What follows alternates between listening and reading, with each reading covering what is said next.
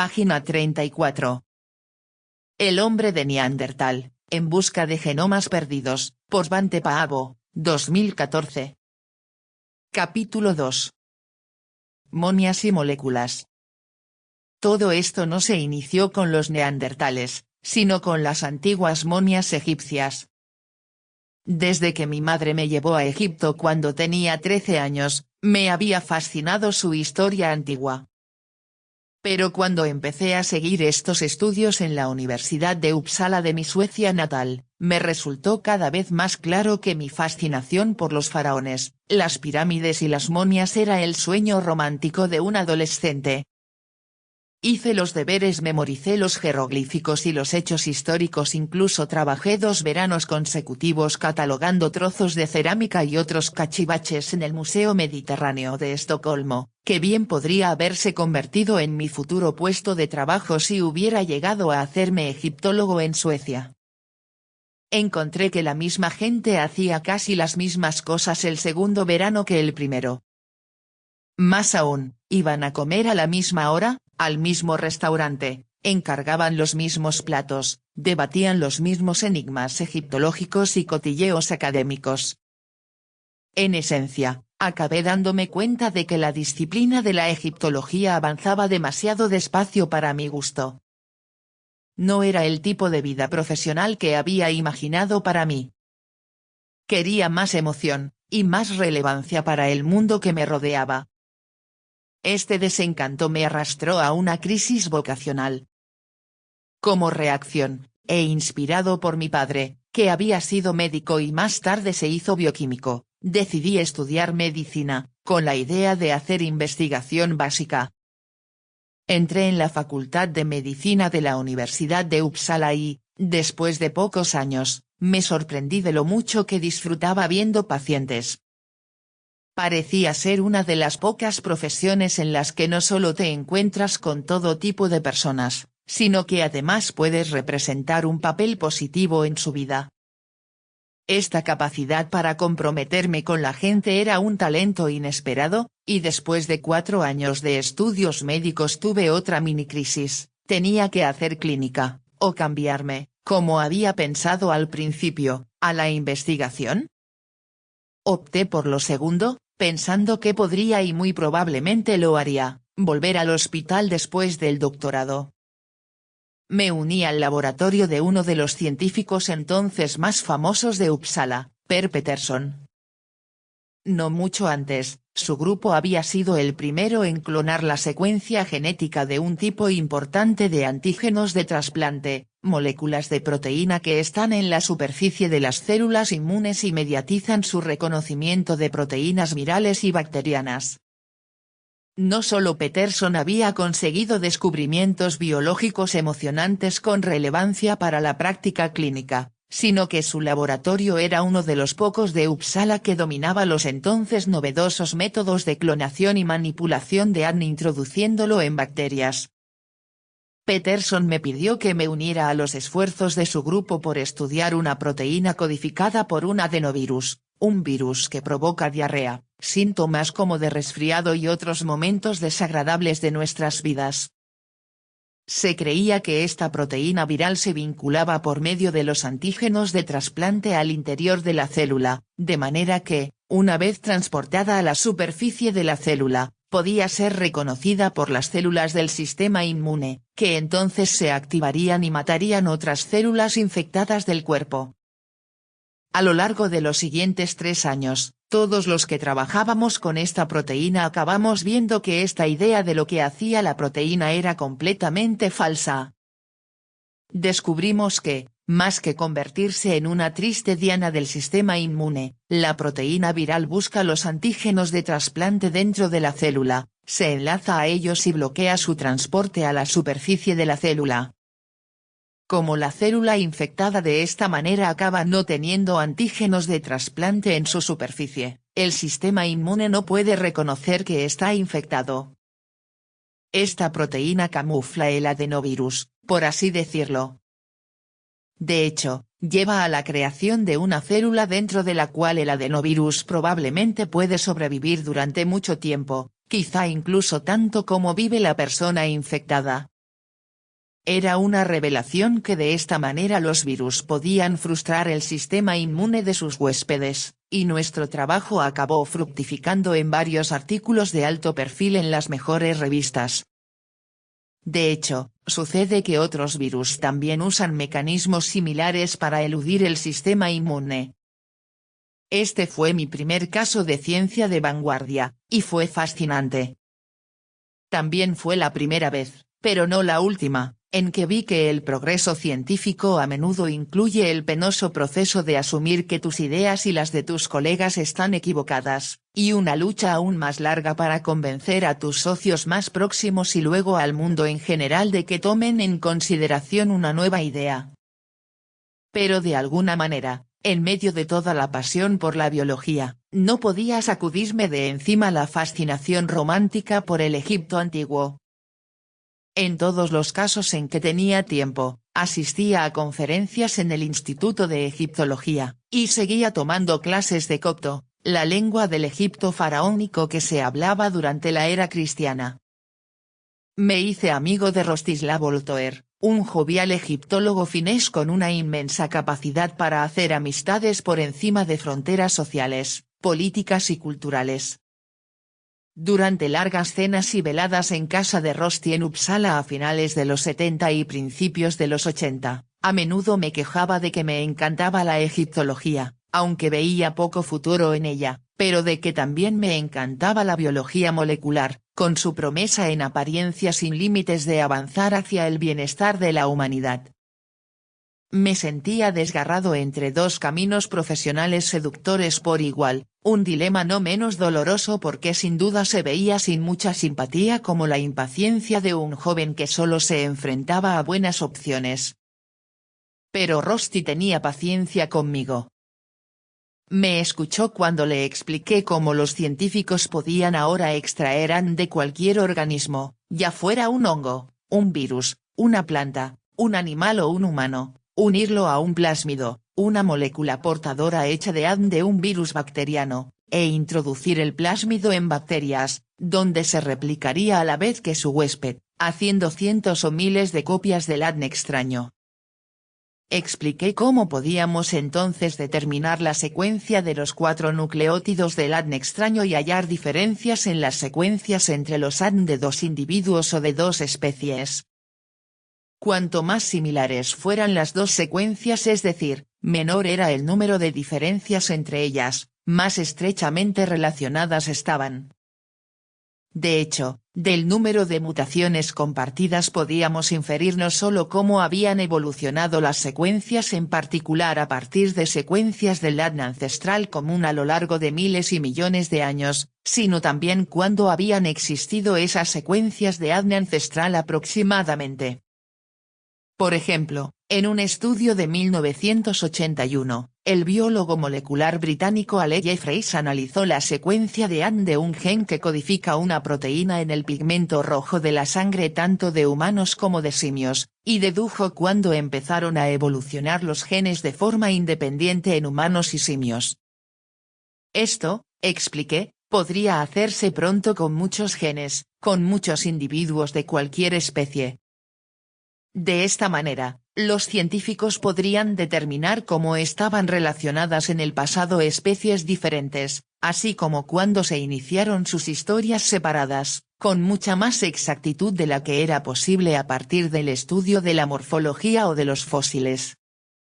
A medida que le explicaba esto a Rosti, me iba surgiendo en la cabeza una pregunta: ¿estaría restringido necesariamente este tipo de investigación al ADN de muestras de sangre o de tejidos de humanos y animales vivos en la actualidad? ¿Y las momias egipcias? ¿Podrían haber sobrevivido las moléculas de ADN en ellas y podrían, también, ser unidas a plásmidos y hacer que se replicaran en bacterias? ¿Sería posible estudiar secuencias de ADN antiguas y, a partir de ahí, clarificar cómo estaban relacionados entre sí y con las personas actuales los antiguos egipcios? Si se podía hacer esto, entonces podríamos responder a preguntas que nadie podía contestar con los medios convencionales de la egiptología. Por ejemplo, ¿Cuánta relación hay entre los egipcios actuales y los egipcios que vivieron cuando mandaban los faraones, hace unos 2000 a 5000 años?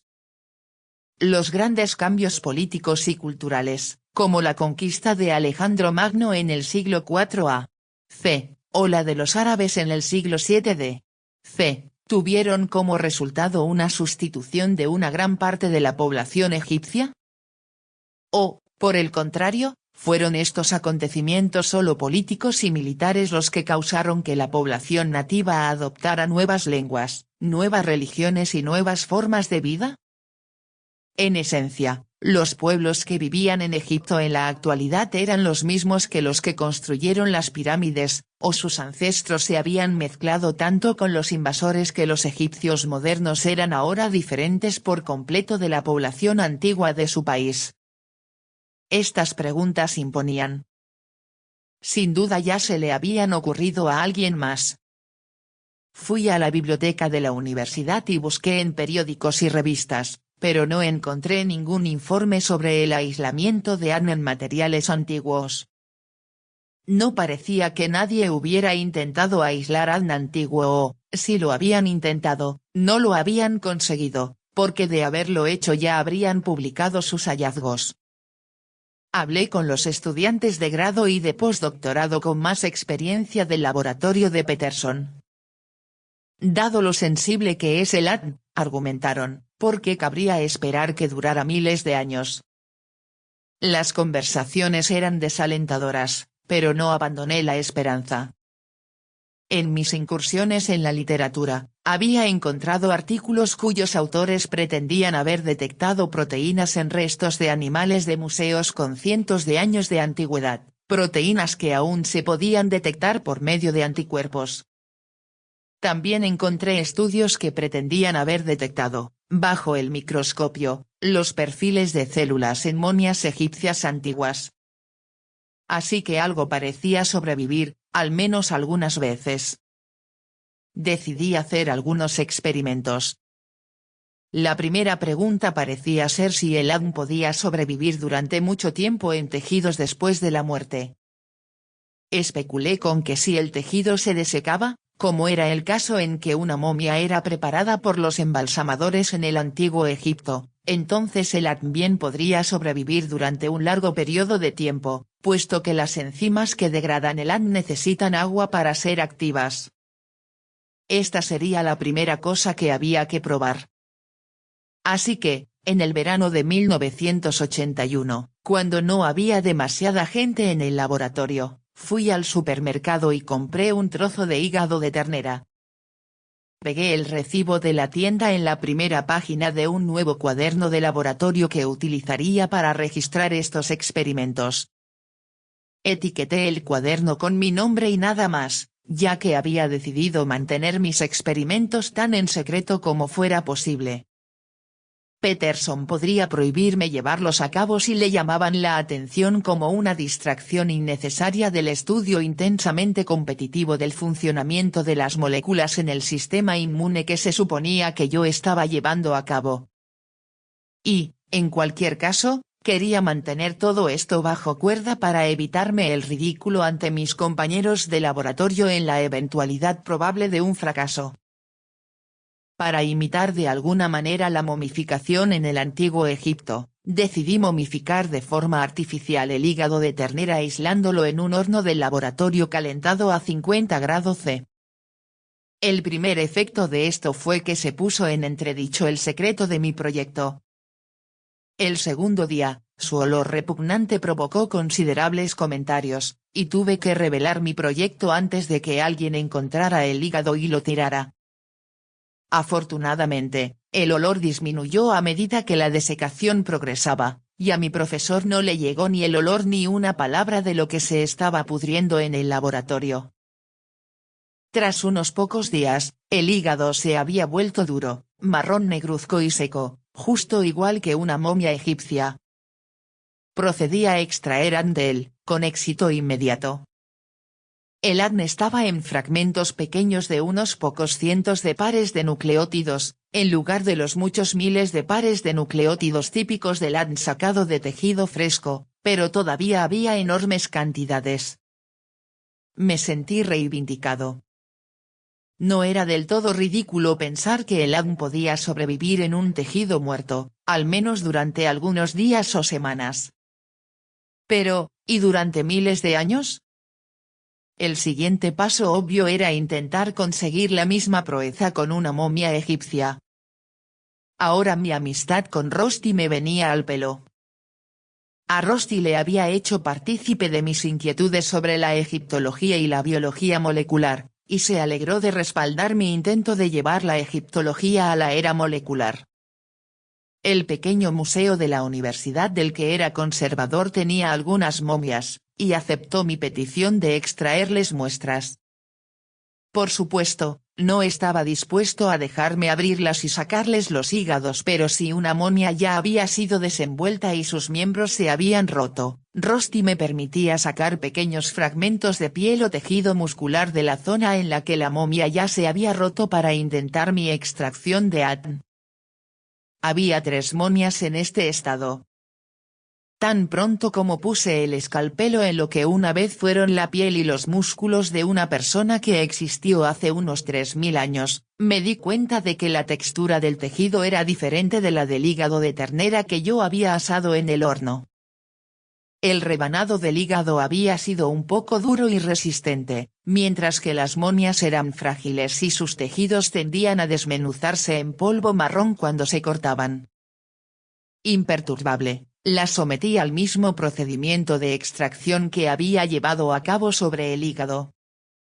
Los extractos de momia diferían del extracto de hígado en que eran tan marrones como la momia misma, mientras que el extracto de hígado había sido tan claro como el agua. Y cuando busqué en los extractos de la momia dejándolos migrar en un gen en un campo eléctrico y tiñéndolos con un tinte que los hiciera rosa fluorescente a la luz ultravioleta si hubiera enlaces de ADN, no vi nada más que la materia marrón, que desde luego se volvía fluorescente a la luz ultravioleta, pero azul en lugar de rosa, no lo que se esperaba si fuera ADN. Repetí este procedimiento con las otras 2 momias. De nuevo. No hubo ADN, solo una sustancia marrón oscuro indeterminada que acababa en los extractos que esperaba que hubieran contenido ADN. Mis colegas de laboratorio parecían tener razón. ¿Cómo podían sobrevivir durante miles de años las frágiles moléculas de ADN, cuando incluso dentro de una célula necesitaba reparaciones constantes para no descomponerse? Escondí mi cuaderno de laboratorio secreto en el fondo del cajón de mi mesa y volví al virus que engañaba al sistema inmune con su inteligente proteína, pero no pude quitarme las momias de la cabeza. ¿Cómo podía ser que otros hubieran visto lo que parecían restos de células en algunas momias? Quizá aquella sustancia marrón era, de hecho, ADN modificado químicamente de alguna manera para aparecer marrón y brillar con luz fluorescente azul a los rayos UV. Quizá era ingenuo esperar que sobreviviera ADN en todas las momias. Quizá se necesitaba analizar muchas momias para encontrar las escasas buenas. La única manera de descubrirlo era convencer a los conservadores de los museos de que sacrificaran trozos de muchas momias en la esperanza, quizá vana, de que una de ellas tuviera ADN antiguo, y no tenía mucha idea sobre cómo conseguir su permiso. Parecía que necesitaba una manera rápida y mínimamente destructiva de analizar muchas momias. Mi educación médica me dio una pista. Los trozos muy pequeños de tejido, como los que se extraen con una aguja de biopsia de un tumor sospechoso, por ejemplo, podían fijarse y teñirse y luego estudiarse al microscopio. El nivel de detalle discernible era, en general, exquisito, y permitía que un patólogo entrenado distinguiera las células normales del recubrimiento del intestino o en una próstata o glándula mamaria, por una parte, de las células que habían empezado a cambiar de tal forma que sugerían que eran tumores tempranos, por la otra. Más aún, había tintes específicos de ADN que podían aplicarse a portaobjetos de microscopio para mostrar dónde había ADN. Lo que necesitaba hacer era recoger pequeñas muestras de un gran número de momias y analizarlas por medio del microscopio y el teñido del ADN. El mayor número de momias, como es natural, Había de encontrarse en los mayores museos. Pero era de esperar que los conservadores se resistieran a permitir a un estudiante sueco muy entusiasta que extrajera piezas incluso diminutas para lo que parecía un proyecto un tanto utópico. De nuevo, Rusty se mostró amable e indicó que había un gran museo que tenía colecciones enormes de momias y podría estar dispuesto a cooperar. Estaba entre los Staatliche Museen zu Berlin, Museos Estatales de Berlín, un complejo de museos en Berlín Oriental, la capital de la República Democrática Alemana. Rusty había pasado allí muchas semanas trabajando en su colección de cerámica egipcia antigua. Que Rusty viniera a Alemania Oriental como profesor desde Suecia, que en aquella época se consideraba un país que intentaba encontrar una tercera vía entre el capitalismo y el socialismo, es probable que le ayudara a conseguir el permiso para trabajar en el museo.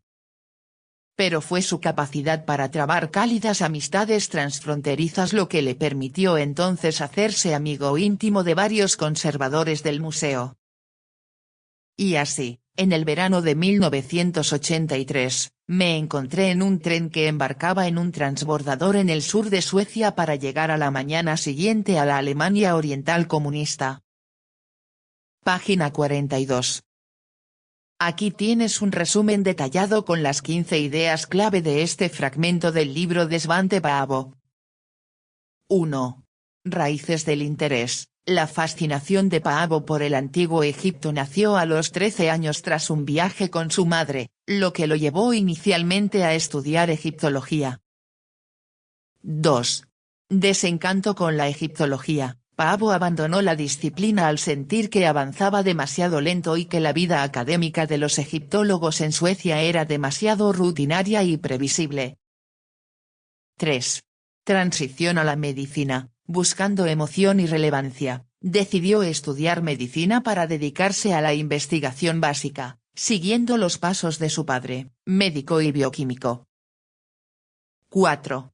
Aprendizaje sobre virus. En el laboratorio de Per Peterson, Paavo aprendió técnicas de vanguardia sobre clonación de ADN y descubrió cómo ciertos virus, adenovirus, engañan al sistema inmune para sobrevivir.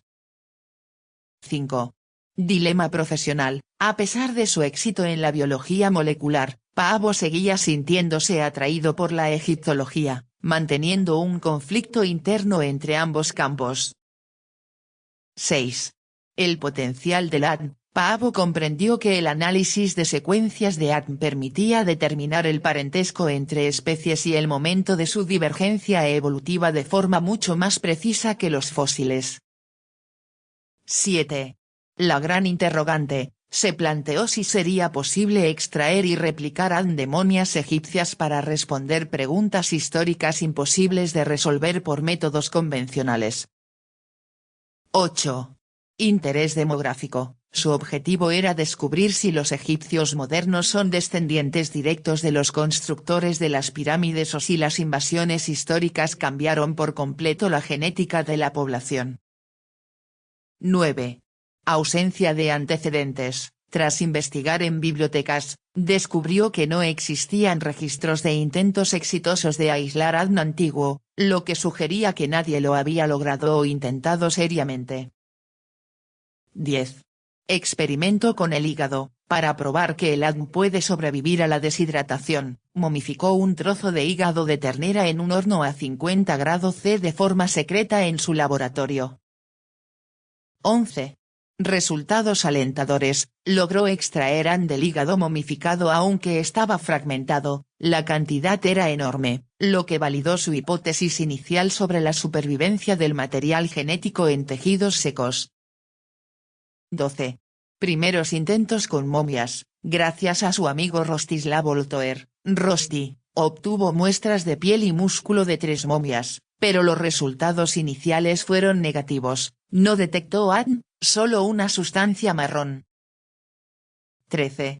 Persistencia científica. Pese al fracaso inicial y al escepticismo de sus colegas, Paavo sospechó que la sustancia marrón podía ser ADN modificado o que simplemente necesitaba una muestra más amplia de momias. 14. Uso de la patología. Inspirado en su formación médica, propuso utilizar técnicas de microscopía y tintes específicos para buscar restos celulares YAG de forma mínimamente destructiva en muchas muestras. 15.